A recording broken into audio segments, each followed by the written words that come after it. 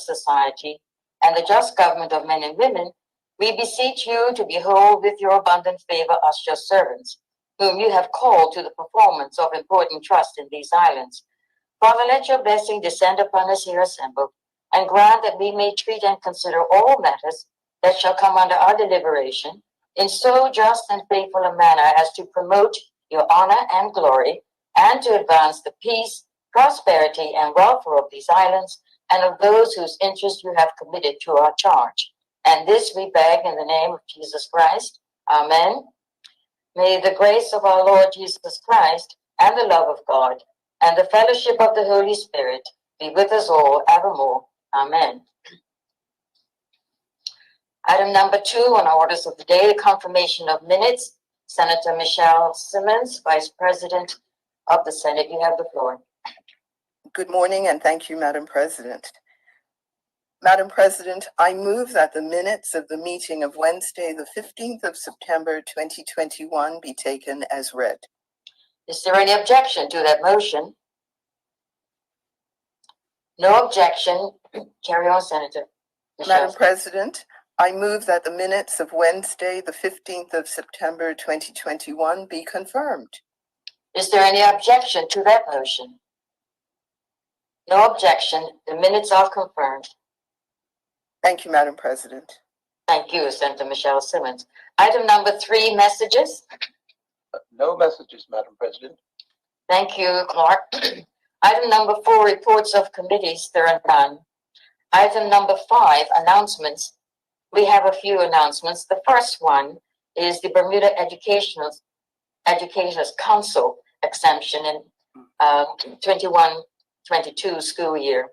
And that's in the name of Senator Darrell, Junior Minister of Education. You have the floor. Good morning, Madam President. Good morning. Madam President, I hereby present for the information of the Senate an order entitled the Bermuda Educators Council Exemptions 2021 to 2022 school year, Order 2021, as made by the Minister responsible for Education in exercise of the power conferred by Section 5 of the Bermuda Educators Council Act 2002. Senators may access copies of the order on their tablets. Thank you, Senator Darrell. The second announcement is in the name of Senator Honorable Dr. E.G.B. Peets, Minister of Youth, Culture, and Sport, as well as the government leader in the Senate. You have the floor, sir. Good morning, Madam President. Good morning. I hereby present the information of the Senate, the annual report of the Bermuda Sport Anti-Doping Authority for the year ending 31st of March, 2021. Senators can access a copy of the report on their tablets or on the parliamentary website. Thank you, Minister Peets. The third announcement is the adoption of children, and this is in the name of Senator Lindsay Simmons, the Junior Minister of Social Development and Seniors. Senator, you have the floor. Good morning, Madam President. Good morning. President, I hereby present for the information of the Senate the adoption of Children Approved Jurisdiction Order 2021, as made by the Minister responsible for Child and Family Services under the provisions of Section 46, the Adoption of Children's Act 2006. Senators may access copies of the order on their tablets. Thank you, Senator Simmons. I believe you have a second announcement. You can carry on. Thank you, Madam President. Madam President, I hereby present for the information of Senate the annual report of the Regulatory Authority of Bermuda for the year ended the 31st of March, 2019. Copies of the report can be accessed on the Senator's tablets or the parliamentary website. Thank you, Madam President. Thank you, Senator Simmons. And the final announcement is in the name of Senator Honorable Dr. E.G.B. Peets, spokesman for Legal Affairs. Minister, you have the floor.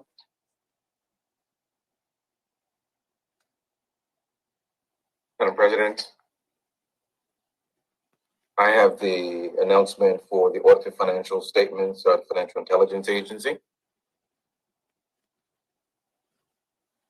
So, Madam President, I hereby present for information of the Senate the following reports. The audited financial statements of the Financial Intelligence Agency for the year ending 31st of March, 2018. The audited financial statements for the Financial Intelligence Agency for the year ending 31st of March, 2019, and the audited financial statements of the Financial Intelligence Agency for the year ending the 31st of March, 2020. Senators may access copies of the statements on their tablets or via the parliamentary website. Thank you, Minister Peets. We move on with our agenda. Item number 6, notices of motion. And the first one is in the name of Senator Ariana Hudson, the Public Health COVID-19 Emergency Extension. Senator Hudson, you have the floor.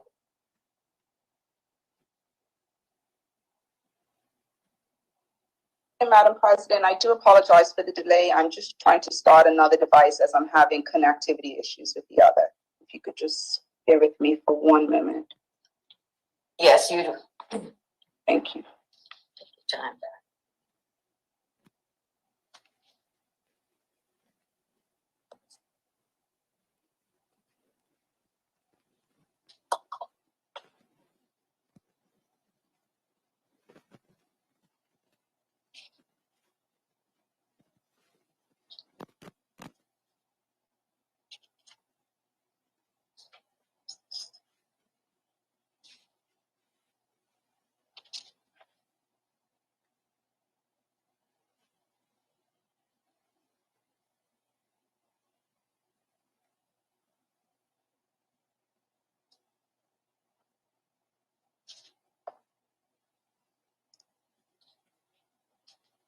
I think that this is working. Are you able to see me, Madam President? Yes, I am seeing you and hearing you loud and clear. You carry on. Okay, perfect. Madam President, I move that Standing Order 71-2 be suspended so that the Senate may now proceed with consideration of the Public Health COVID-19 Emergency Extension Number 5 Order 2021. You're reading the wrong motion. You're just introducing the COVID one. So you're presenting for consideration that motion. Senator Hudson, you have the wording for that? Sorry, Madam President, I move that the Senate do now take under consideration. This is the correct. Yeah. No, you're presenting for consideration. That motion, do you have that one? That's not what was sent to me in a minute.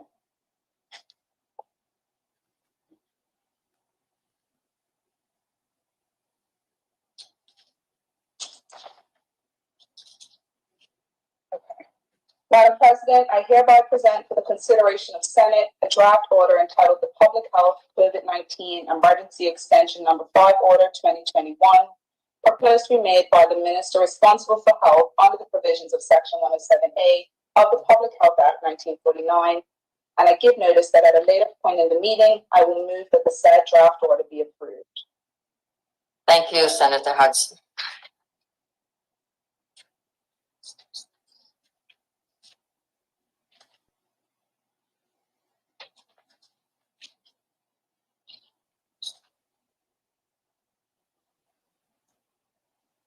Next item is the proclamation by Her Excellency and Minister Peets, Dr. E.G.B. Peets, Minister of Youth, Culture and Sport.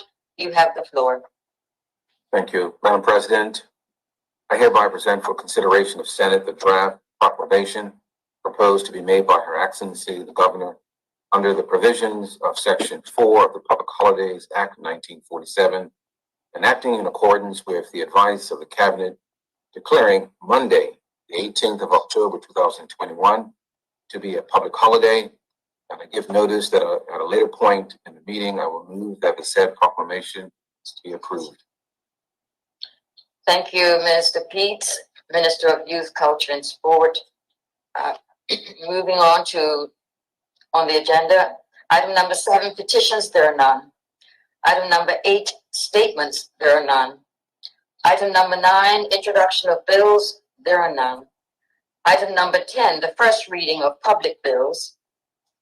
The following public bills have been received from the Honorable House of Assembly and are now read for the first time. Their titles are respectively the Health Insurance Amendment Act 2021, the Incorporated Segregated Accounts Companies Amendment Act 2021, the Segregated Accounts Companies Amendment Act 2021, the Invasive Alien Species Act 2021, the Motor Car Liveries Amendment Act 2021, the Bermuda Immigration and Protection Amendment Act 2021, the Financial Assistance Amendment Act 2021, and the Gaming Amendment Act 2021.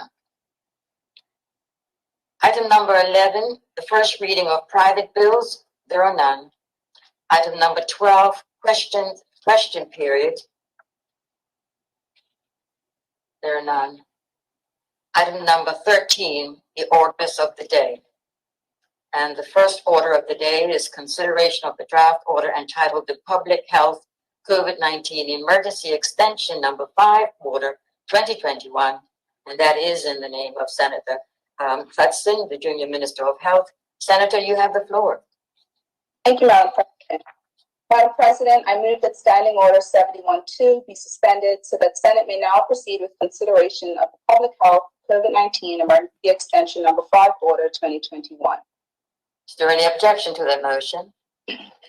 No objection. Carry on, Senator Hudson. Thank you, Madam President. I move that the Senate do now take under consideration the draft order entitled the Public Health COVID-19 Emergency Extension Number 5 Order 2021. Carry on, Senator. Thank you, Madam President.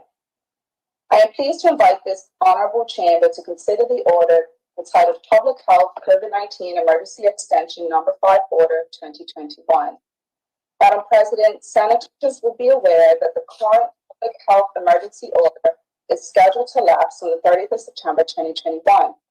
The emergency orders, which have been in place since the 30th of June 2020, following the state of emergency put in place on the 1st of April 2020, are made pursuant to Section 107A of the Public Health Act 1949 and declare that a public health emergency exists in Bermuda due to a communicable disease that poses a threat to the island.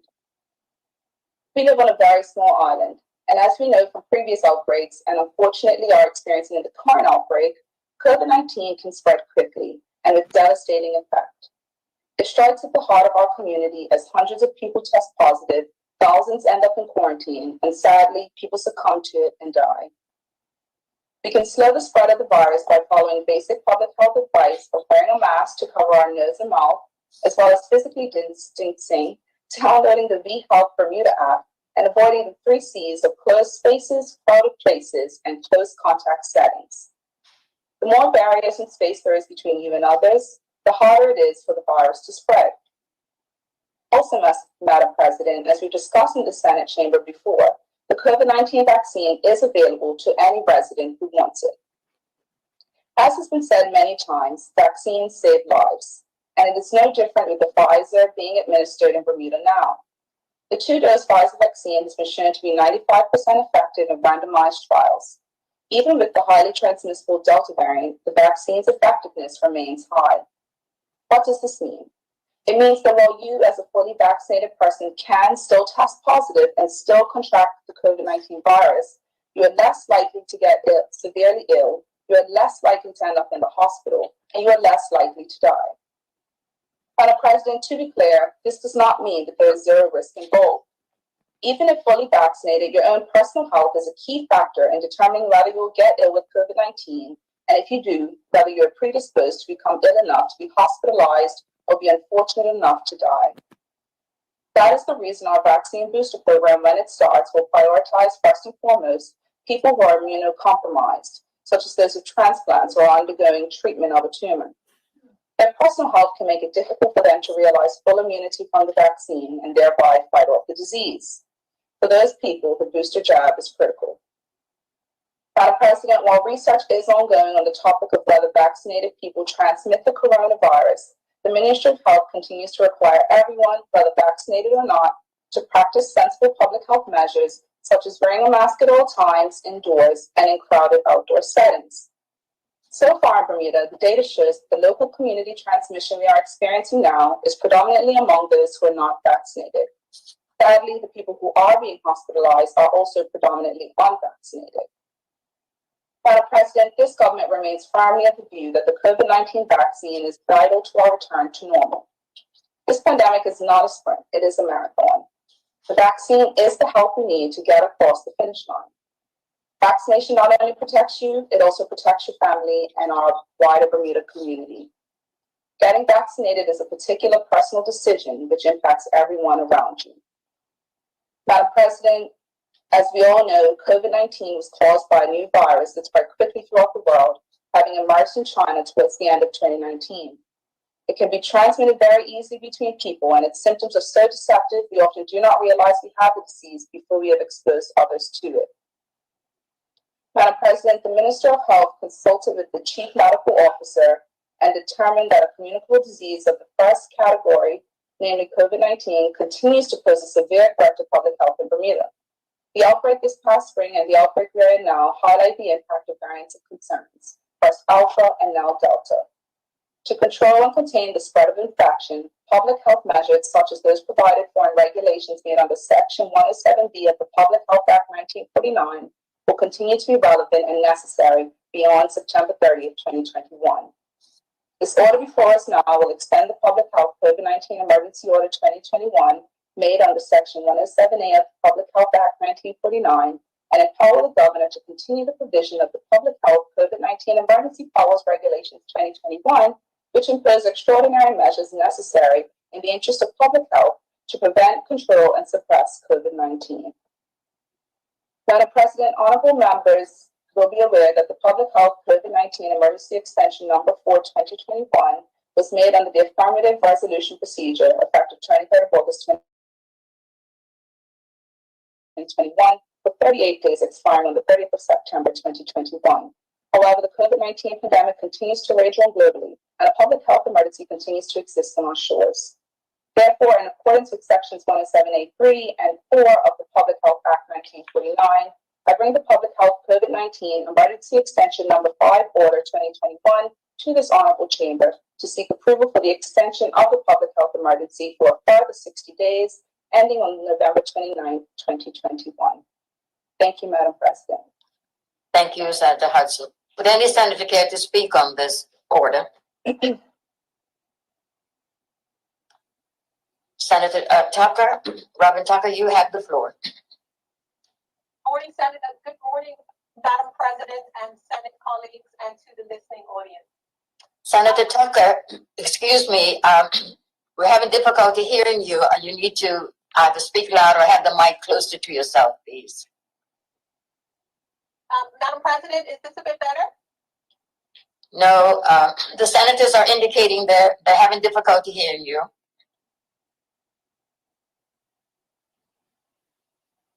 Can you try again? Is this better, Madam President? No.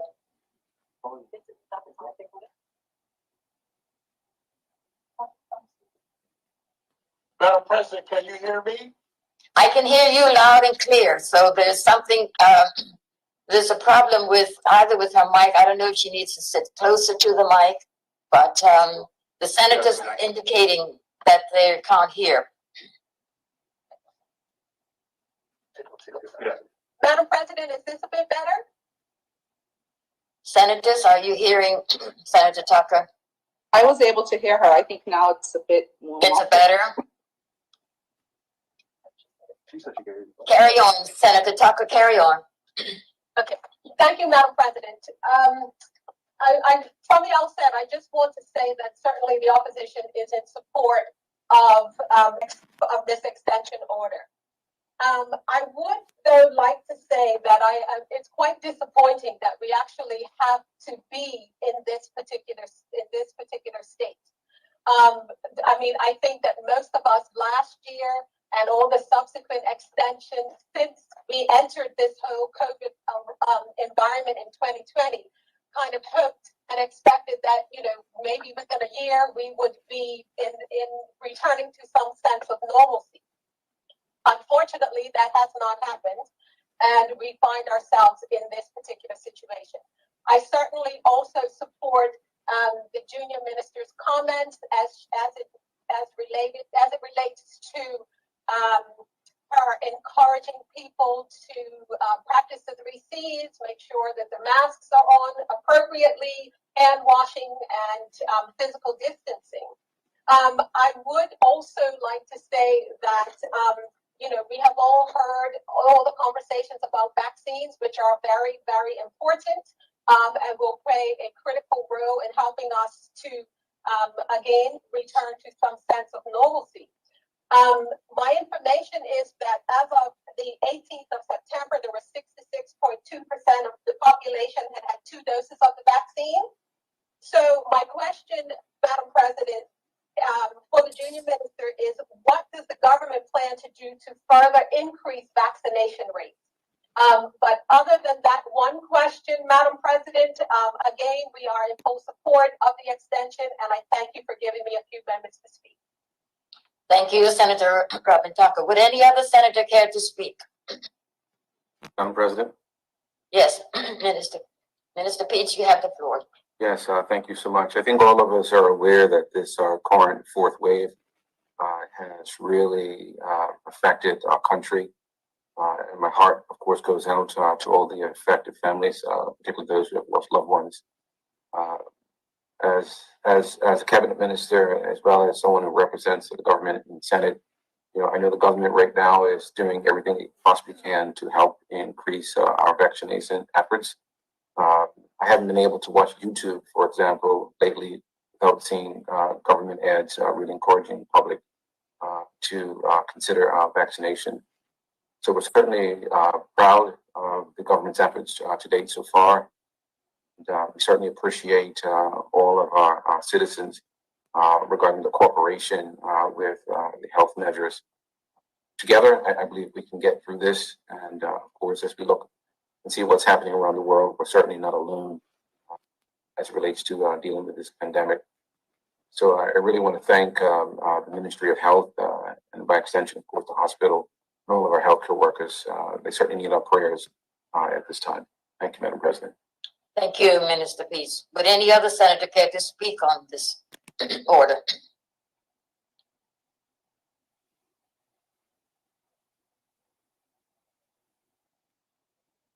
Hearing none, then Senator Hudson, it's over to you. Thank you, Madam President.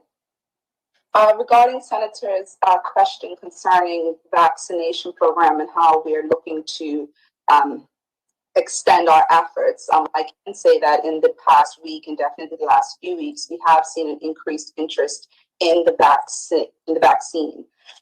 So the King Edward Memorial continues to be open for appointments and walk-ins. I believe that's Tuesdays and Thursdays from 4 p.m. to 7 p.m. And Saturdays from 8 a.m. to 4 p.m. And I'm sure that as we've done in the past, as the interest continues to increase, we'll continue to work to meet the demand. Obviously, the government is committed to ensuring that all persons have access, and so we'll continue to provide that access.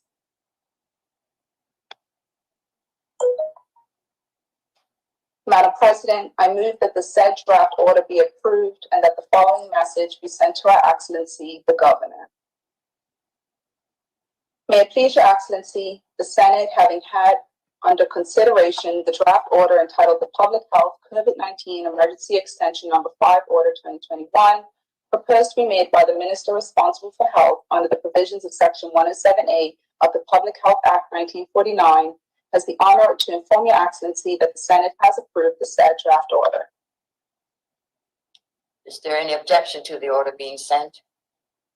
No, then thank you, senators, and thank you, Senator Ariana Hudson. The message will be sent.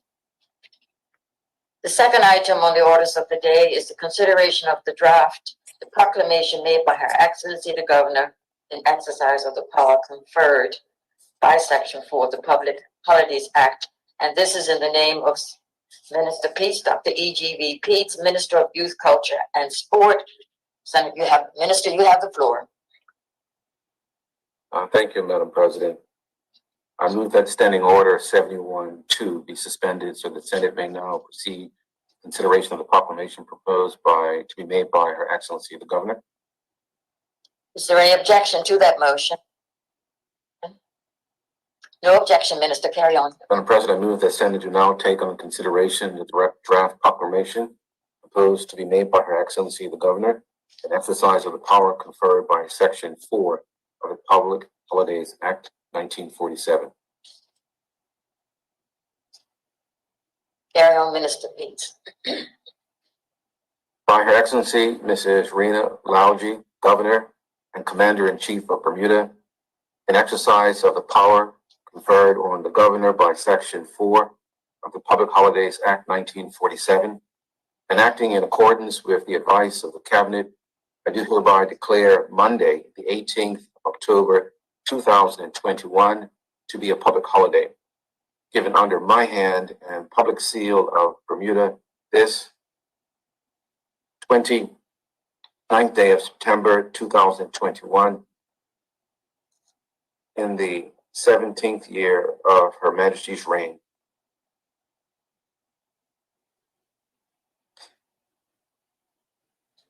Thank you, Madam President. Thank you, Minister Pete. Would any senator care to speak on this proclamation? Senator Michelle Simmons, Vice President, you have the floor. Thank you, Madam President.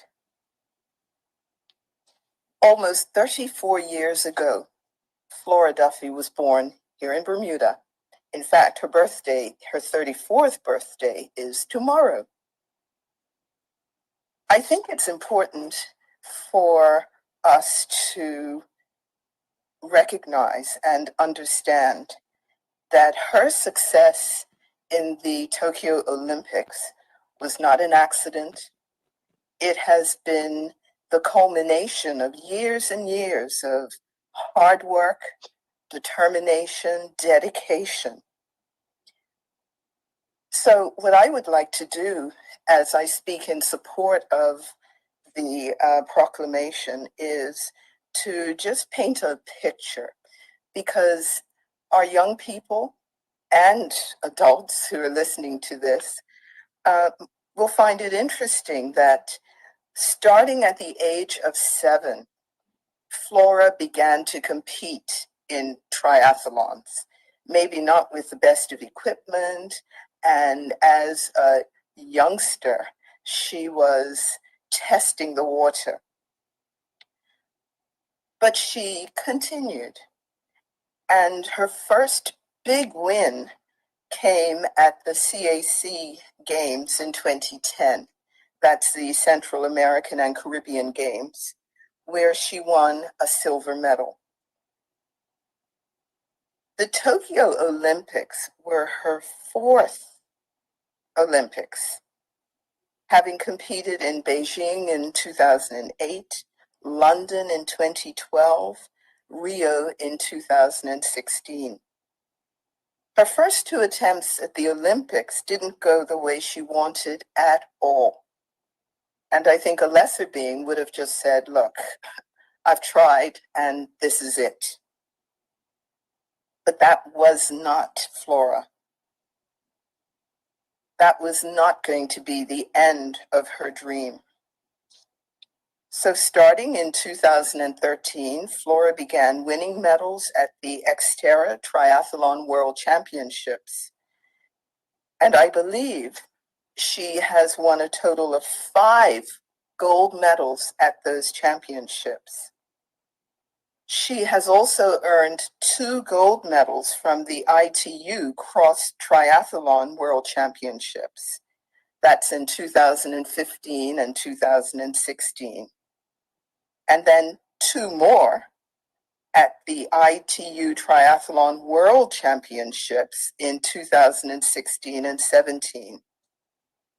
So becoming an Olympic champion is something that doesn't happen by chance, by luck, or overnight. It's something that you build up over years, years of hard work, determination. In my opinion, it is a most fitting honor that we should celebrate Flora Duffy and her Olympic gold accomplishment on October 18th. She deserves the accolades of our entire community, since Flora has won gold in her own right for herself, but also she has won gold at the Olympics as Bermuda's first ever Olympian to achieve that status. To her parents, Mr.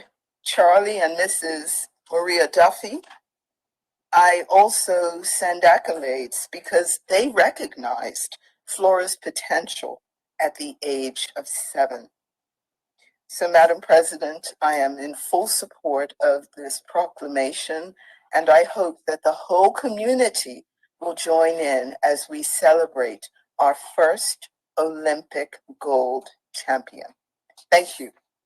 Thank you, Senator Michelle Simmons, Vice President of the Senate. Would any other senator care to speak on this proclamation? Senator Ben Smith, you have the floor. Yes, and thank you. Good morning, Madam President. And Good morning. all senators. I'd like to join in our support from the opposition for this celebration of Flora Duffy and her accomplishments. But I also want to follow on with some of the sentiments that were expressed by Senator Simmons when she talked about this long journey that it takes to reach where Flora was in Tokyo. Senator Simmons talked about Flora having the opportunity to go to her first Olympics and her second Olympics and her third Olympics before she was able to triumph in her fourth Olympics. That perseverance, that dedication and focus to your sport is something that we should be holding up for all of our population to look at. That when you get knocked down or don't quite reach the goal that you were aiming for, you get back up, you continue to work hard, you continue to strive to get to that end goal. Because, Madam President, Flora as a young girl was determined to do the best that she possibly could. And I remember that in those early morning sessions at the swimming pool. And for that reason, I can remember the joy in her face when she was doing well, but I also remember that determination when things were not quite going where they needed to, that she was going to try harder. Many cases, she was one of the only girls in the pool at the time, but was trying her hardest to beat the boys, always trying to do whatever she could to be first in the pool. But Madam President, she's continued that through her life. But it's important that we point out that it was a support system that helped her to get there. Her mother and father being part of making sure she was getting up early in the morning, taking her to the swimming pool for swimming competitions and swimming training, but also all the way to Clearwater for training and triathlon for cycling. Madam President, it takes a lot of people together to get to the destination of where Flora was. The celebration that I'm hoping that we're able to have on the 18th for Flora and her accomplishment, to me, I hope is the first step. The first step for us to understand what Bermudians can accomplish if all of us are supportive of each other for us to get to that goal. Because, Madam President, it has not always been that sports gets the kind of support that is needed for us to get the accomplishment that Flora was able to reach. And she was able to do that a lot because her family was able to support her at the level so that she could continue on when things were not going as well as she wanted them to go. They supported her when things were not going great, which allowed her to continue on. That's not always the case for everybody else.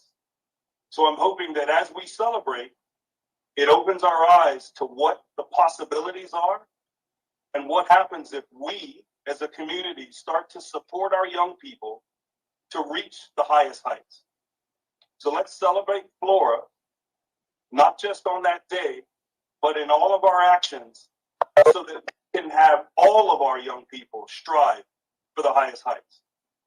Thank you, Madam President. Thank you, Senator Smith, Opposition Leader in the Senate and the Shadow Minister for Education, Opposition Spokesman for Youth, Sports, and Community Affairs. Thank you.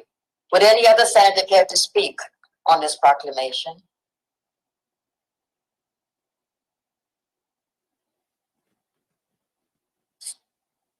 Hearing none, then Minister Peets, the final comment.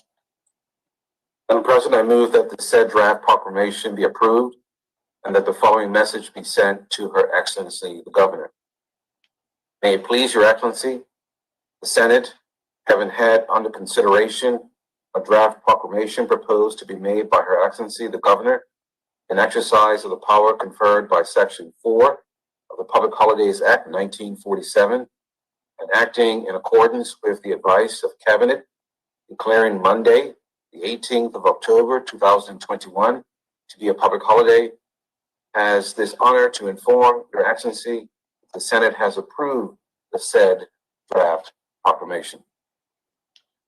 Thank you, Minister Peets. A suitable message will be sent. Thank you, Senators. And now that brings us to the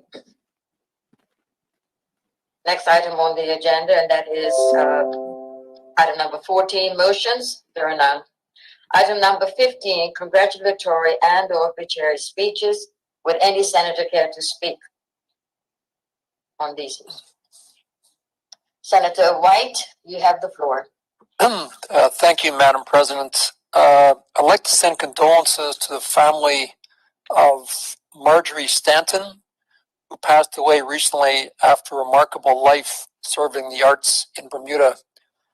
Marjorie was a former president of the Gilbert and Sullivan Society of Bermuda, who used her love of theater and music to bring Broadway quality shows to the island's audiences. In fact, she was the president from 1984 through to 2012, obviously a very long reign. She brought productions to Bermuda such as Chicago and Les Miserables, amongst many other famous ones. Mrs. Stanton was born in the UK, came to Bermuda in 1970 with her late husband Keith, a government statistician who encouraged her theatrical work. Mrs. Stanton was awarded the Queen's Certificate and Badge of Honor for her services to the community in 2005.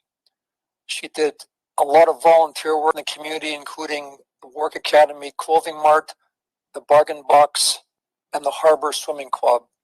So I'd like to send condolences to her daughter Julie and the other Stanton family members. Thank you, Madam President. Thank you, Senator White. Would any other senator care to speak? Senator Robin Tucker, you have the floor. Thank you, Madam President.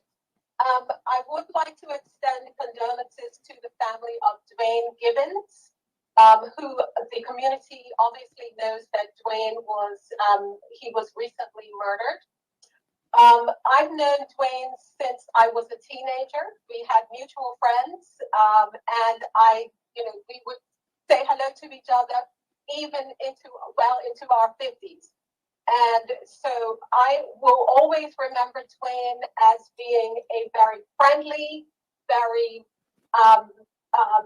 personable individual.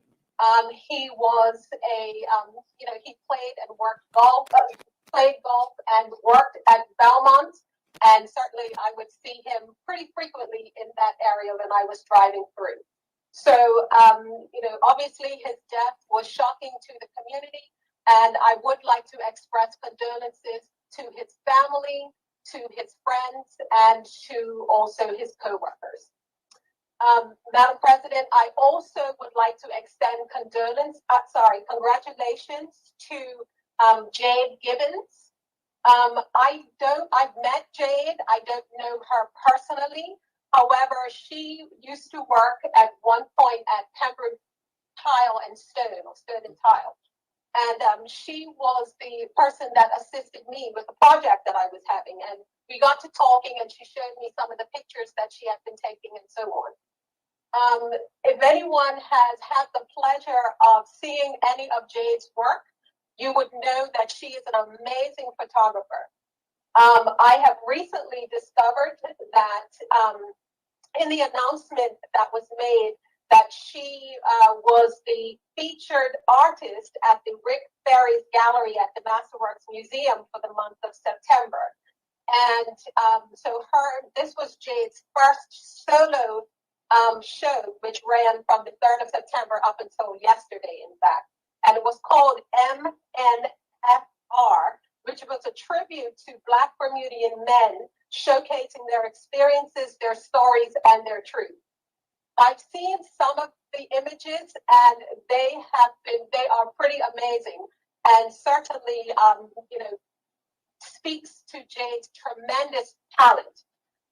She is one of the things that makes Jade's talent so impressive is that she is a self-taught photographer, and she produces some very, very amazing work. So I just wanted to recognize her and say congratulations on her first solo show, and look forward to whatever else is coming down the pipeline for her, because she is definitely one to watch. Thank you, Madam President. Thank you, Senator Robin Tucker. Would any other senator care to speak? Yes, real briefly, Madam President. Minister Pete, you have the floor. I certainly thank Senator Simmons for alerting us that Flora Duffy has a birthday tomorrow. So perhaps a suitable birthday message from the legislative branch of government would be suitable for Flora Duffy on her special day. So congratulations to Flora, and certainly happy birthday. We also want to recognize the accomplishments of our U20 national girls football team. They are performing quite well and are sitting on top of their qualifying group in the U20 CONCACAF FIFA qualifier. So congratulations. We have an excellent team, and we certainly wish them the best in their future endeavors. Thank you, Minister Pete. Would any other senator care to speak? Senator Owen Darrell, you have the floor. Good morning, Madam President again. Good morning to you. Madam President, unfortunately, I'd like to give condolences to the family of Ms. Romel Woolridge. Ms. Romel Woolridge, for many years, worked at the family center. At some point, she did work with my mom. And then she went on and worked at other services, and I had the pleasure of working with her as an educator as she worked tirelessly for the development of young people and veteran them in this country. But more importantly, I want to give condolences to her son, Mr. Kanai Woolridge. I met Kanai probably my first year of teaching, almost 20 years ago at Cedar Bridge Academy. And Kanai loved history. Even to this day, we share a joke about different dictators. And Romel raised Kanai to be a wonderful young man. Some of you may have seen Kanai working years ago at the Hamilton Princess. I think he now works at a beverage company. But he's grown to be a fine young man, and that is no testament to the way that his mom, Ms. Woolridge, raised him. So I was sad to see that she passed last week after illness. And to her family, her brothers, her sisters, and most importantly, to our son, Kanai, I just want to offer my condolences. Thank you, Madam President. Thank you, Senator Darrell. Would any other senator care to speak on the congrats and obits?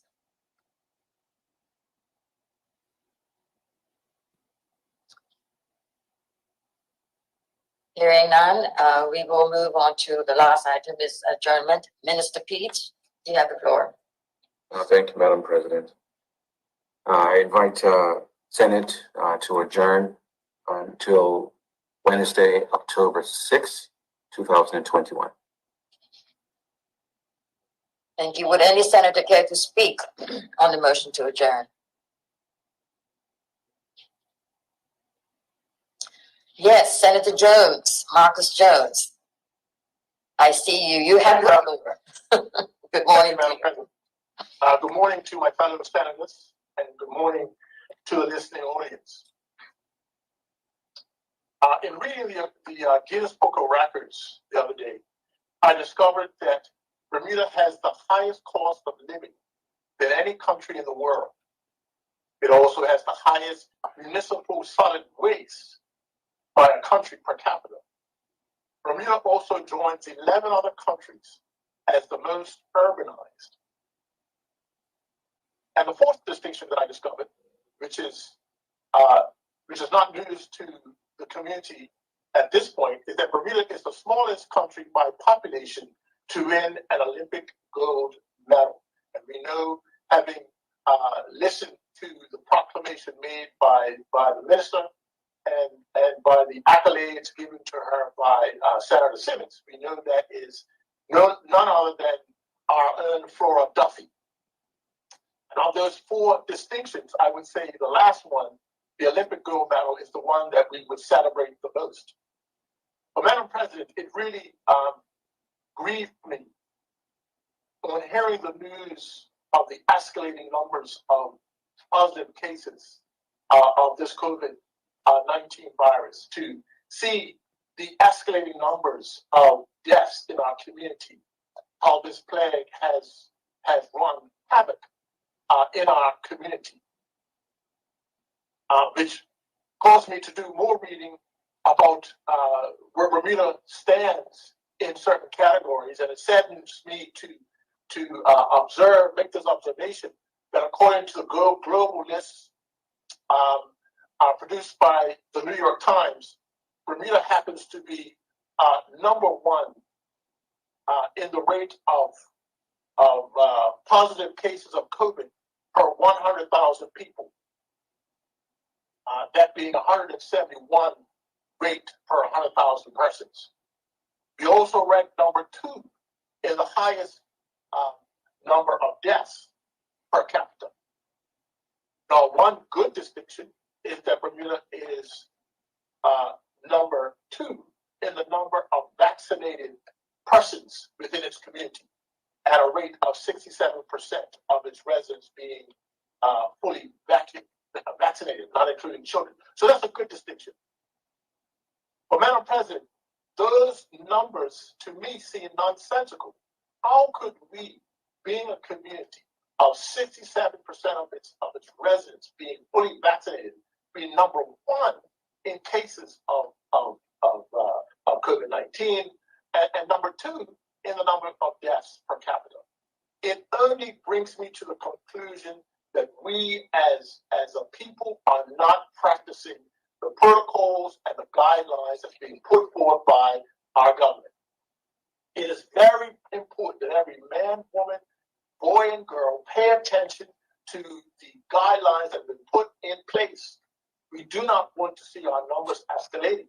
And if we remember, one of the things that the Premier made, one of the statements that he and the Minister of Health made at the onset of this particular pandemic, was that the purpose of the shelter in place, the purpose of the strict protocols, was to ensure that our hospital is not overrun and that it can handle and manage the numbers.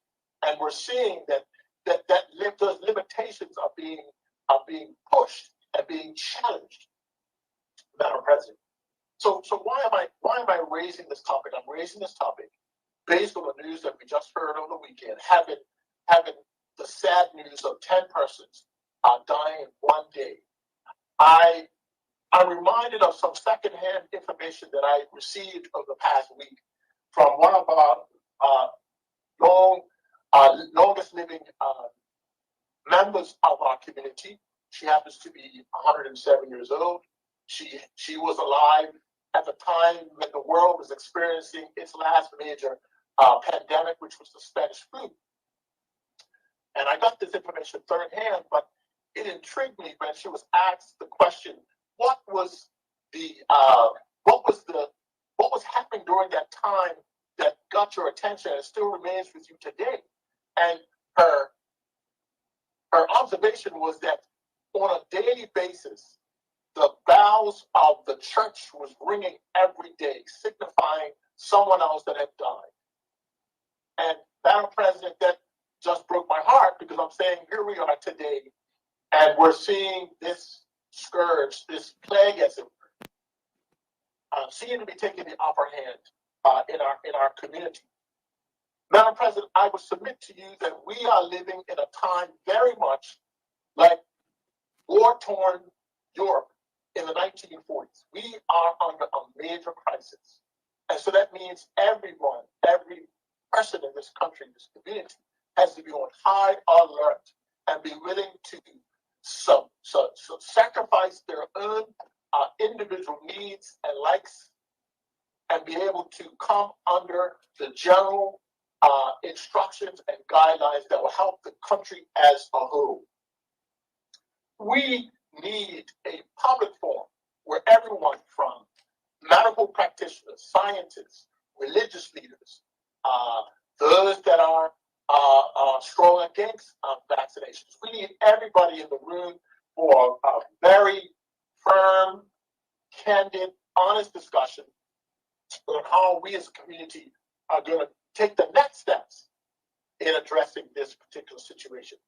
Now, Madam President, allow me to take you back and my colleagues 20 months ago in March of 2020 when we were first introduced to this crisis. It took not only Bermuda but the whole world by storm. And we remember at that time, the premier was practically in front of our TV almost every day, bringing information, letting us know what the government was doing, giving instructions on how we should do all we can to maintain safety and health in our community. And Madam President, I did think that was important because at that time in Bermuda's history, we definitely needed comfort to come from our top leaders. And at that time, if you remember, the opposition was in alignment with what the government was doing. The opposition was invited to be a part of discussions behind the scenes. The opposition was invited, at least the leader was invited at times to be at the press conference. And the intent of those invitations was for the country to see that we had put aside our political differences and divisiveness and come together as a nation to fight this scourge together. And then, Madam President, we saw as the government was seen as managing this crisis very well, we started to see less of the opposition. We started to see the premier and his team alone in front of the TV. And I will say this, having been in the room, the opposition made every attempt and every chance that we had to encourage the government, to cheer it on, to be the support. We were there for them. We asked the hard questions behind the scenes, Madam President. We did not want the country to misinterpret our probing questions as complaints and criticism above and beyond bringing about solutions for the country. Well, Madam President, we were rewarded for our willingness to work with the government by having this PLP administration call an election in the midst of a pandemic. Madam President, I will submit to you that this government decided to leave the high moral ground and take on an election in the middle of a pandemic, deeming the ability to maintain and gain power, political power, over the health and safety of its citizens.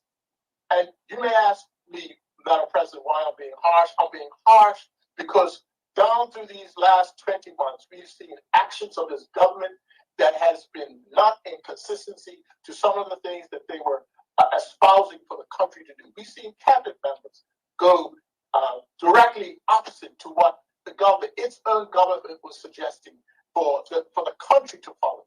We saw issues in the seniors' home at the beginning of the onset of this pandemic, where information was not being given to the country about what was going on.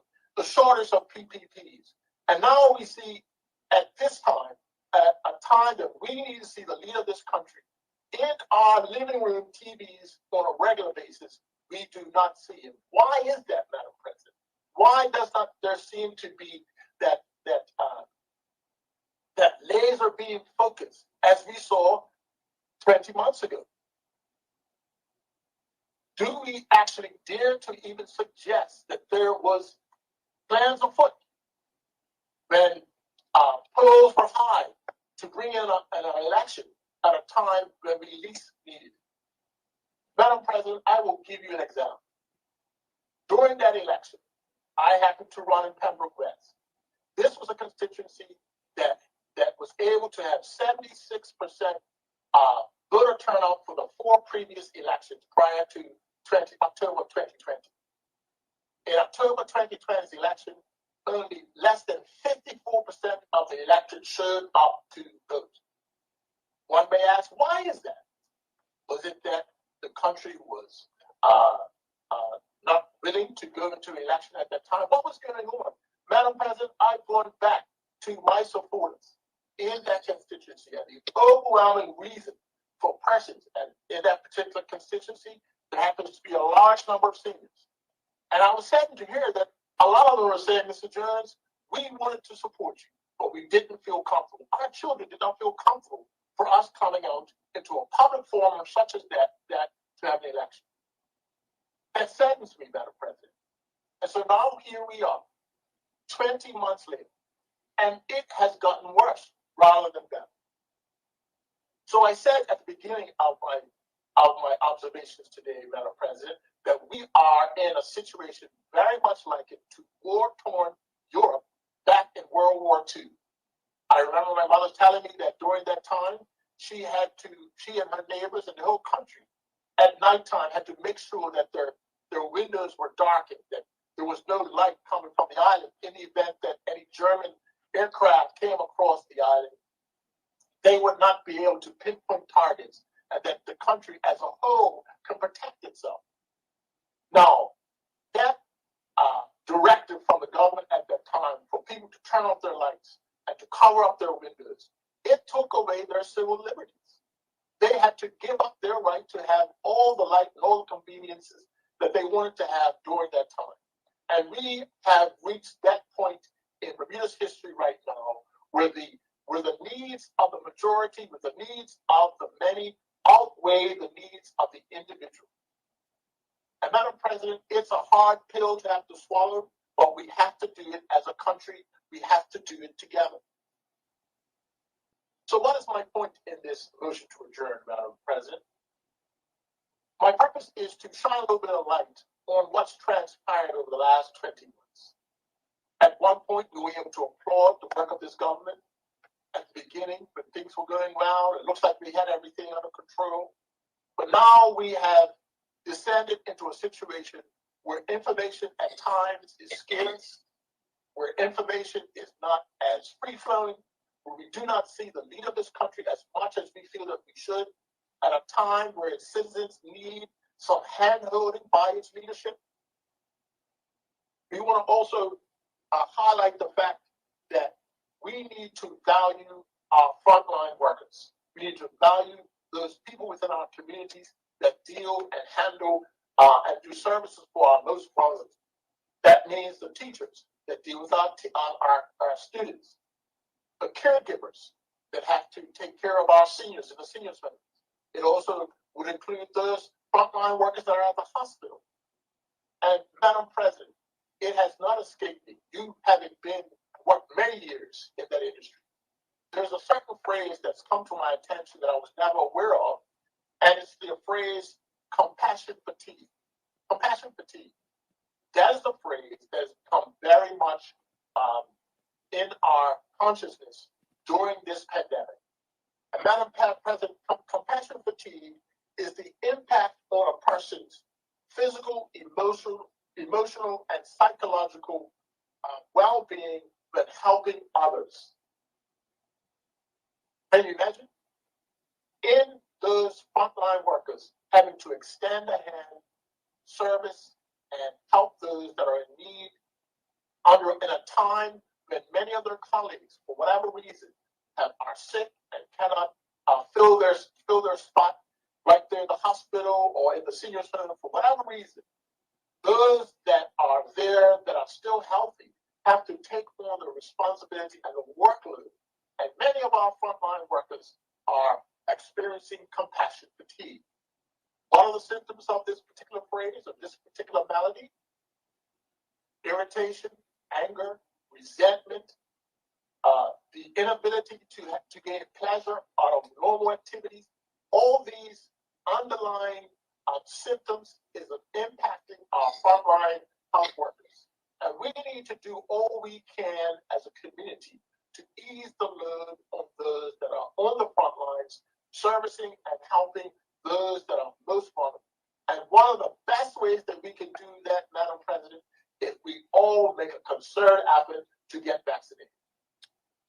do have to say to you, Madam President, I was not quick to get a vaccination right away. I've never got a flu shot in all of my life. But I realized that my own individual needs were insufficient for me to not do. I remember, I'm sure most of you over the age of 40 would remember in our days in school when all of us had to get a booster shot. We had to get a shot for measles, mumps. They actually, the district nurses and healthcare workers actually came to the school, and we all had to line up in the gymnasium, and we had to get our shots. Everybody had to get their shots. There was nobody that was able to get out of it. We trusted the wisdom of our medical practitioners, and we see over the last 34 years that measles and mumps, TB, all these other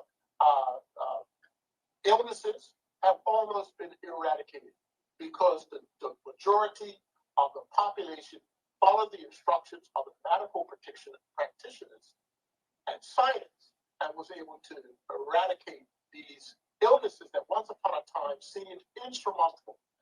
Madam President, although this is early days and many of our fellow citizens, and rightly so, don't feel fully comfortable, as I didn't, in that the rollout of this vaccination seemed short in time, where not enough time was spent to actually study it and make sure all the kinks were worked out. But Madam President, in light of the numbers, in light of the data, we now know that despite its newness, despite the early stages of this vaccination, we found that the rate of those that will be put in harm's way that have been vaccinated is far less than those that are not. So at this time, that Bermuda is in its lowest point, but we are seeing those of our loved ones, family and friends, that are succumbing to this particular virus. We encourage our fellow Bermudians. We especially encourage those that work hand to hand. Yes, I'll be here. With those that are vulnerable, that they would step up, despite the fact that not everything's perfect. You cannot depend upon 100% being free from the scourge, but do all we can to make sure that we are safe and we are healthy, and we're dealing with, especially those that are most vulnerable. I thank you for this time, Madam President. Thank you, Senator Marcus Jones. Would any other senator care to speak on the motion to adjourn? Madam President. Yes. Senator Owen Darrell, you have the floor. Thank you, Madam President. With your indulgence, may I just quote a few lines from what I heard from a speech from another place on Friday? You certainly may.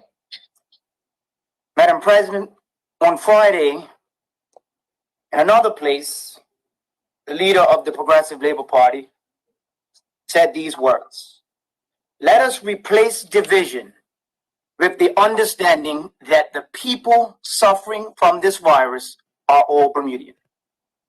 As a people, we like to fight. We love to debate. And we love to come up with all types of theories as to how or why the government does what it does. This is a matter of life or death, and we need to come together to preserve life." Madam President, as I sat here this morning on the motion to adjourn, I did not intend to speak. As I started listening to Senator Jones's comments, I said, well done. He's put the division aside. Madam President, then he took a hard left turn.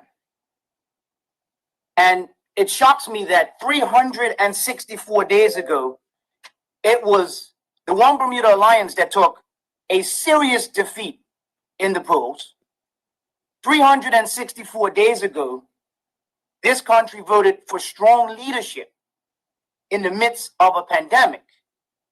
And Senator Jones thinks that on the 1-year anniversary of that defeat, it would be a great idea for him to make excuses as to why MP Jashay Adams is now representing constituency 19 rather than himself. Shocking. Shocking, Madam President, that at a time when we have 62 people at last check that are mourning the loss of loved ones due to COVID. At last check, Madam President, we have 66 people who are in the hospital, 10 of which are in ICU. And unfortunately, Madam President, there will be more deaths. And we have Senator Jones, who, after an eloquent 10 minutes, decides to take a left turn and throw shots at the leadership of the government.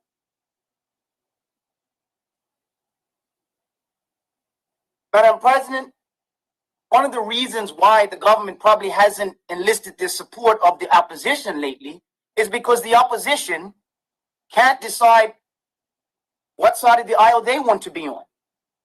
1 minute, the honorable opposition leader who sits in another place is singing one tune. The former leader who also sits in another place is singing another tune. Some failed candidates get into the daily and they sing other tunes. So why would the government call on the opposition to assist in a pandemic where people are dying when the 9 of them can't decide what tack they're going to take and offer any sort of credible solutions to help this horrible pandemic?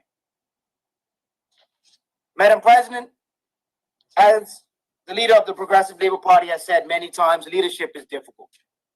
Tough decisions have to be made. And we're not going to make excuses. We're not going to shy away from those tough decisions and leadership.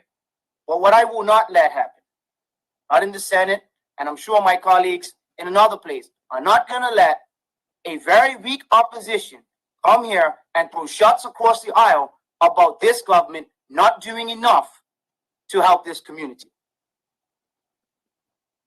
Because if we're going to talk about the last 20 months, and I've talked about it before, there are many situations where the opposition have been less than supportive of the healthcare workers, young and old, that have been working day and night to help this community overcome this pandemic. So, Madam President, on a week where I know many of my friends that have lost close friends due to COVID, on a week when many of my friends have been in quarantine for 2 weeks, on a week when people have contacted me with fear in their voices, saying, I think it's time to get the vaccination.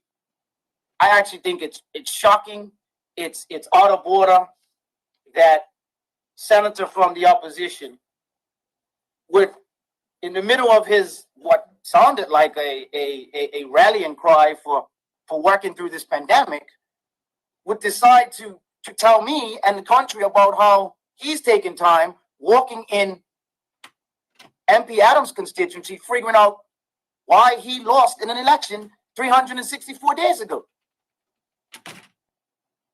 Madam President, I'd just like to finish by saying a heartfelt condolence to anyone who's going through the struggle of COVID right now. I just want to thank Cabinet, all healthcare workers, everyone in Bermuda that is doing their part to try to bring this pandemic to an end. And Madam President, I want to say that the Progressive Labor Party will continue to lead. And with the help of everyone who wants to be included, we will be successful in bringing this pandemic to an end. Thank you, Madam President. Thank you, Senator Owen Darrell. Would any other senator care to speak on the motion to adjourn? Madam President. Minister Peets, you have the floor. Thank you, Madam President. I certainly thank Senator Darrow for his comments, and I'll try to keep my comments brief. This particular pandemic has put huge demands. Excuse me, Madam President. Point of order. If the minister goes, that's supposed to be the end of the debate, and Senator Tucker actually put her hand up. Minister Pete, Yes, Madam President. I didn't notice that Senator Tucker had indicated that she wanted to speak. And as she Understood. has indicated, I would ask your abide to allow her to speak, and then you. Absolutely. Thank you. Absolutely. Thank you. Yeah. Thank you, Madam President. Senator Tucker, sorry, I didn't notice that you wanted to speak, but you now have the floor. Thank you, Madam President. Thank you. What I wanted to talk about today are mothers, fathers, uncles, cousins, brothers, grandparents, in-laws, and friends. All those categories represent the 62 people that have passed away in this country due to COVID. I think that sometimes it's a bit difficult to reconcile that these are human beings when we're just looking at numbers. When we hear just about the numbers, these are faceless individuals when we just focus on the numbers. But what I want to do today, Madam President, is focus on the fact that these are all human beings with loved ones, and they represent a family member or a friend. It's devastating to me personally that we have lost 62 people, 62 Bermudians, 62 of our friends, of our neighbors to COVID. And we could possibly have prevented most of them. There is a population in this country that has been very irresponsible with their carrying out of what is required, what the government has required that they do. And Madam President, it is time that for me personally, to speak to that. Because these 62 people will not celebrate Christmas with their family. They will not celebrate birthdays with their family. They will not be able to share a story or laugh or just have an argument with their family. That is over for them. They had one opportunity to get COVID. They got it, and they are no longer here. So numbers, Madam President, to me are important so we can have a ballpark, but we have to be able to reconcile that number with an individual understanding this is a human life. It pains me sincerely that we are now in a fourth wave. The heartache and the pain and the deaths that are going on, I don't want us to get to a place where we start to just hear the numbers and then we move on. Because that's happening in some circles.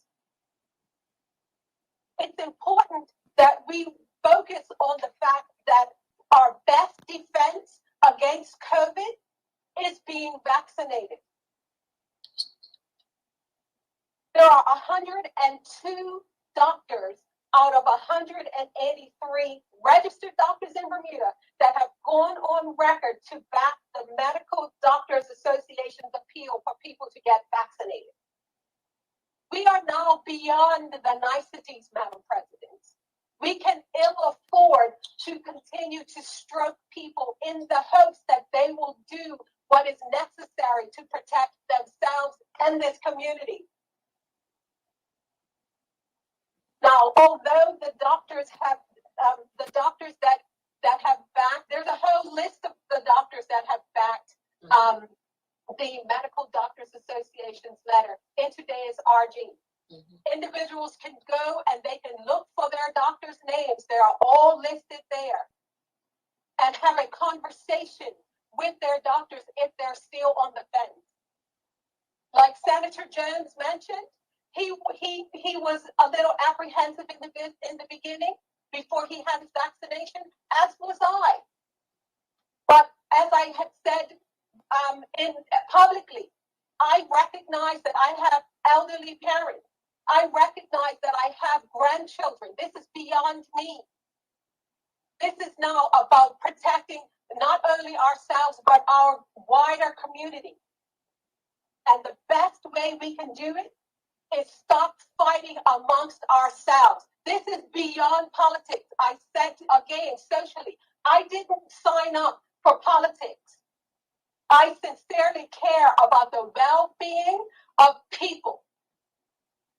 And Madam President, we have to be able to turn our attention and our effort to galvanizing the teams to work against COVID, not each other, not red shirts, not green shirts, not PLP, OBA, FGM, all of that. This is all beyond that now.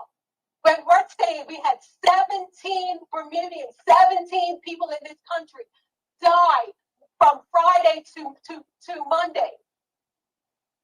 We can ill afford to keep focusing only on political aisles and what each side is doing. We have to be able to put that aside in order to save our community. It is that serious and that deep. I support fully, I have always said, the individual's right to choose what is best for them. However, I also believe that a country has a responsibility to protect its citizens who are unable to protect themselves, and specifically the children, the elderly, and the people that are medically vulnerable. We have a responsibility to do that. It's time to do what the Premier has said it already, the Health Minister has said it already, the opposition leader has said it already, Minister Dunkley, Shadow Minister Dunkley has said already, we have got to trust the science. Not our YouTube clips and our forwards that we're getting through WhatsApps that are from what could possibly be some kind of source, which may have some element of truth, but not fact. Madam President, we must start to look at more seriously shifting about how we are going to take some tangible steps to protect that vulnerable population. To protect our sick, we should be requiring vaccinations and mandatory bi-weekly testing for people that are interacting with our sick and elderly populations. We need to be doing the same for individuals that are working in our residential care homes, that are not only dealing with our seniors, but also our children that are in those homes. We also need to be protecting the children in the classroom, doing the same. We should be making sure that there are regular bi-weekly tests and mandatory. Yes, I am saying it because we have to protect people against death. We have to. So teachers, they are dealing with our children. Children are unable to protect themselves. We have to take steps to do it for them. All our teachers, anybody dealing with children, my recommendation, my suggestion, my position is that we need to make sure that those teachers are vaccinated. Madam President, as I said, people working in those roles, they have a right to choose, but they have a responsibility to protect. And they have to do it at all costs, in my opinion. We are in desperate times. This is literally life or death.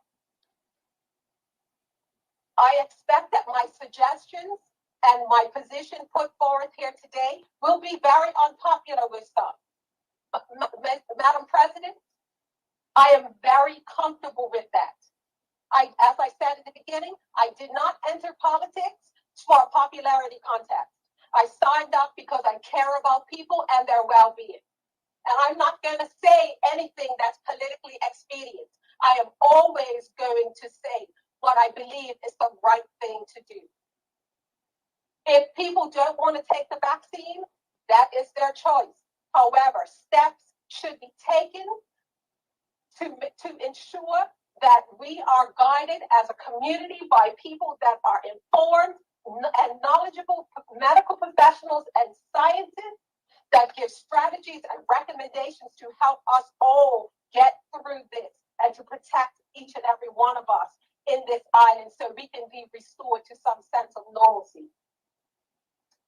Madam President, Bermuda cannot remain in limbo. And while our economy is in a critical state, we are probably over the tipping point now, just hanging on to the side of the cliff. Our mental health and our well-being is waning. We've been going through this roller coaster for too long. Some decisiveness has to start taking place. Some social sector agencies have seen increases in things like food aid and meal requirements, requests for family support, increased requests for domestic violence support, increased requests around hardship needs. We need to get our country back on track. We must do it. And some of the decisions that must be made are going to be unpopular, but the leadership has to be comfortable with that. People are dying while the debates are going on about vaccinations and no vaccination. They are literally dying. We have 62 people that we can put a name next to, Madam President. They are more than numbers. And as I said already, they are human beings with grieving families and friends. Having additional levels of protection, such as requiring vaccines for those who are able, bi-weekly testing for people who work with vulnerable populations. In addition to, of course, we all know the hand washing, the proper mask wearing, physical distancing, and the proper use of the safe key are all our best defenses against COVID-19. These are desperate times. The decisions taken could well make the difference between someone's life or death. Will it be your family member, Madam President? Will it be mine? Will it be anybody listening? Of course, we don't want that. 62 people are already dead. Do we wait until we record 72, 102, 202 before decisive steps are taken? I would rather do what those that have been entrusted with our health at this time to follow their recommendations than not to follow them and be wrong. Bermuda, listening audience, Senate colleagues, and of course, Madam President, I beg Bermuda, on behalf of your family, of your friends, of others that love and care about you and rely on you, for our children, for our vulnerable, for our seniors, please get vaccinated if you have not already done so. It is our very best protection against COVID-19. Thank you, Madam President. Thank you, Senator Robin Tucker. Before I call on, yes, I see you, Senator Ben Smith. You have the floor. Thank you, Madam President. Madam President, when the news broke over the weekend that we had this large number of deaths announced all at once, the 10, that it just followed a number that we thought was out of the realm, which was the 7 that had happened earlier in the week. Madam President, I believe that there were a lot of people in Bermuda that started to feel panic. When this pandemic first hit and we were seeing it over in Europe and we were seeing thousands of people dying and what was happening in hospitals, it was somewhere else. But Madam President, I remember when the Premier stood up and told everybody that the potential was that there were going to be 650 deaths in Bermuda. That's what the charts were predicting the possibility was. Madam President, at that time, that number was shocking, but we were still in the beginning. We didn't know what was going to happen. But there were a lot that felt that we had reached a point in our country where we were over the pandemic. The premier himself said it. He was shocked that the second wave happened because he believed that we had reached past that point. Madam President, then we had the third wave. And now we're in the fourth, which with the Delta variant has been the most deadly, the most infectious. And the impact is absolutely devastating. So, Madam President, what happened was immediately phone calls started happening. We started to have conversations with each other. Difficult conversations. Because, Madam President, we cannot allow our country to continue to go in the direction that it is. To see the numbers of people in this country die and be infected. Because, Madam President, the part that gets left out, yes, devastation, 62 people dying, families suffering in Bermuda because they've lost their loved ones. But, Madam President, there's long COVID. There are effects and impacts on people because of this virus that are lifelong that we're not discussing. The impact that it has had on the children in Bermuda because of what has happened in our education system. The junior minister, the last time we were here, he talked about the impact that it's having on our young people, on their mental health, on what's going to happen with their education going forward because of the things that they're missing out today. But, Madam President, the problem that I started to see was we were hearing a loud minority talk about the things that they were getting on TikTok and YouTube and WhatsApp messages from people that are doctors and not scientists. We're starting to see that the doctors have had enough. The hospital has had enough. But, Madam President, it is time for our leadership to say we've had enough. We all need to start to speak up. And that is the reason that we are speaking up today. Because the silence can last no longer. Our population is suffering. The economy is devastated. But, Madam President, if you think about it, that economy situation leads to more health issues. Because people don't know whether they're going to have a job next week. That's mental anxiety. How am I going to pay for my bills? The cost of healthcare continues to go up. They don't know how they're going to do things. Now you have no idea whether every conversation you have or any place that you've been to has made you the next person that's going to have COVID. So in some cases, we're looking at each other like maybe you're the person that's going to give it to me. Madam President, the division and separation has been clear. There's vaxxers, anti-vaxxers, but Madam President, this virus does not care. It doesn't care what t-shirt you're wearing. It doesn't care whether you got elected. It doesn't care whether you didn't get elected. It doesn't care whether you're the leader of the country or you're somebody who hasn't had a job for the last 20 years. It doesn't care. It is killing all of our people that it wants to kill. And we have to now accept that that's where we are. Senator Jones talked about the bell that was ringing 100 years ago. We need to start to ring the bell so that our country understands that that's where we are. Because, Madam President, there are people in our population that have not been listening to the rules. The majority of our country has been following the rules the entire time. But, Madam President, let's understand something. The reason that we have a police force is to enforce the group that doesn't follow the rules. That's our problem. Where we are right now, that minority is impacting the majority because they don't want to follow the rules. It does not matter that the leadership comes out and says, these are the restrictions that are going to get us back on track. And that night or the following day, they're going to party like it's 1999, impacting everybody else, taking it home to loved ones, passing it on to granny.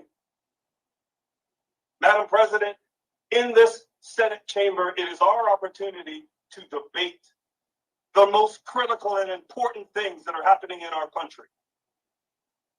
Yes, we're frustrated because, Madam President, today, after we've had announcements on Friday and over the weekend that we've had a record number of deaths, where was the statement that allowed us to debate what was happening in this country when it comes to health?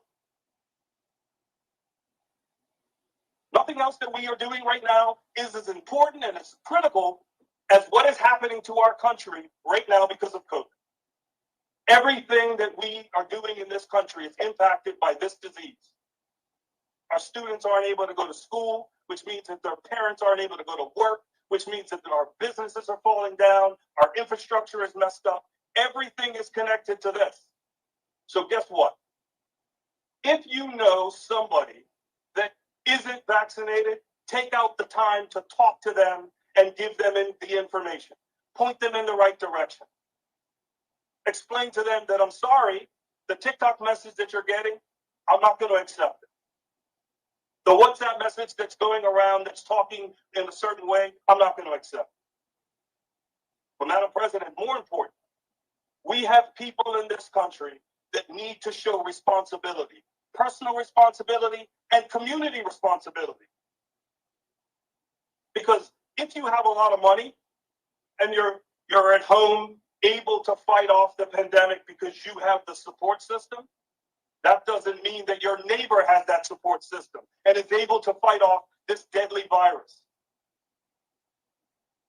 People are dying at home because they're taking home remedies that somebody is sending them on a WhatsApp chain. It's disgusting. We need to be responsible for each other. We need to protect each other.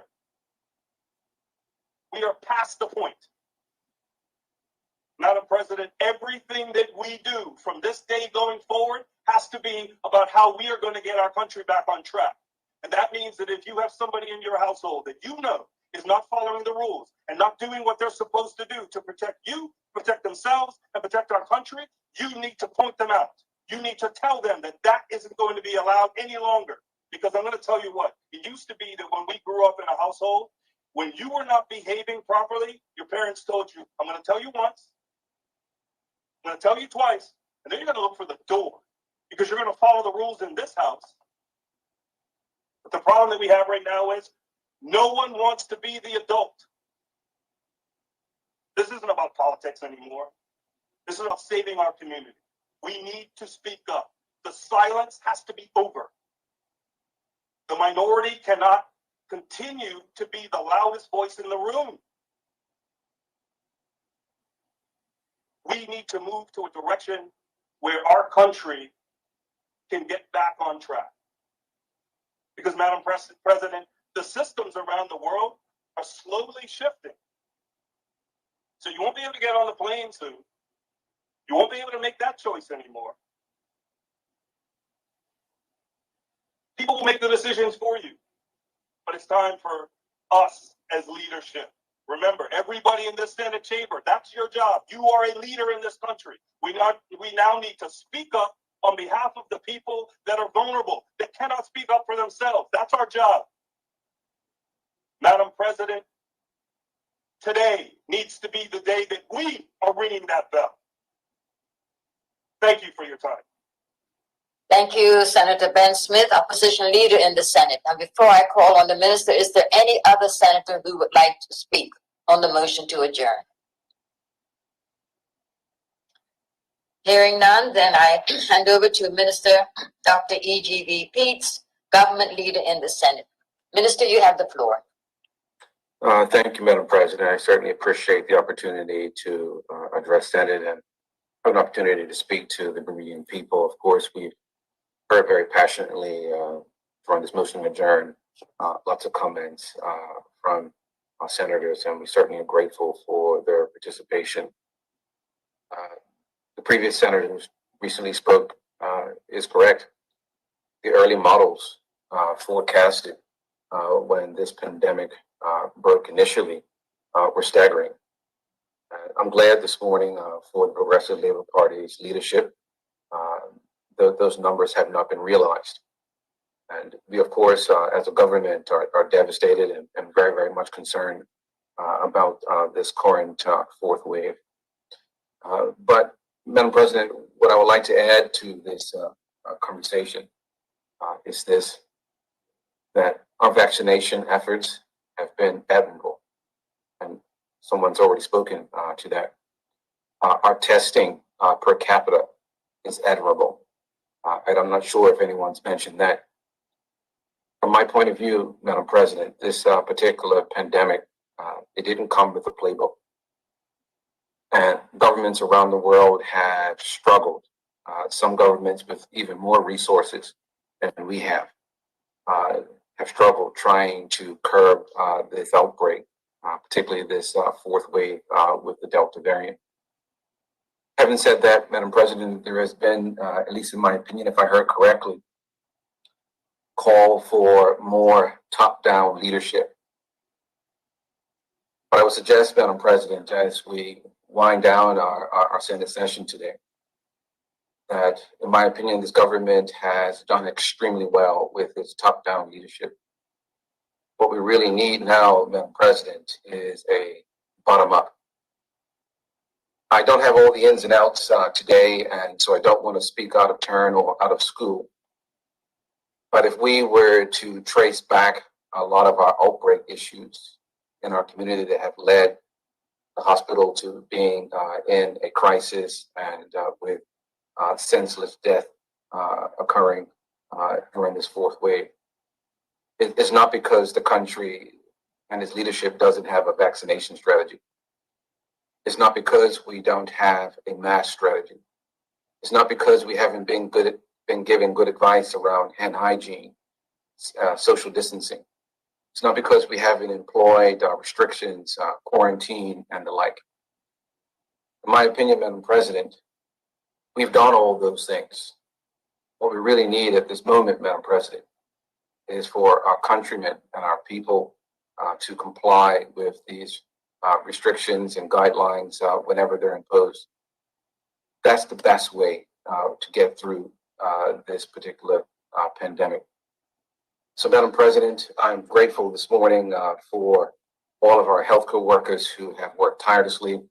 I know the ministry and the health department and the hospital have worked tirelessly.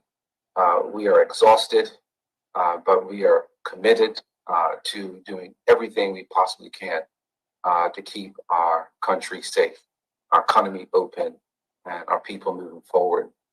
What we need at the moment, Madam President, is for every Bermudian to pick up their individual responsibility and join together with us and with everyone else in doing everything we possibly can to keep our country safe and to minimize the impact that it's having on our vulnerable populations, particularly those who have comorbidities and other issues, Lord, that are putting individuals in the hospital. So having said that, Madam President, I think there is commitment from the top as well as in the middle, as well as in the bottom. And if we can bring all of these things together, we're certainly going to have to do that. We're going to get through this. So, Madam President, my encouragement today is to pick the best and the brightest of what we've heard today.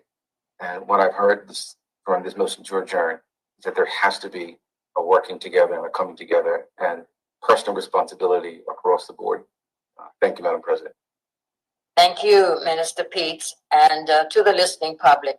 I hope that all of you have paid heed to all the recommendations and the discussions that has taken place in the Senate today.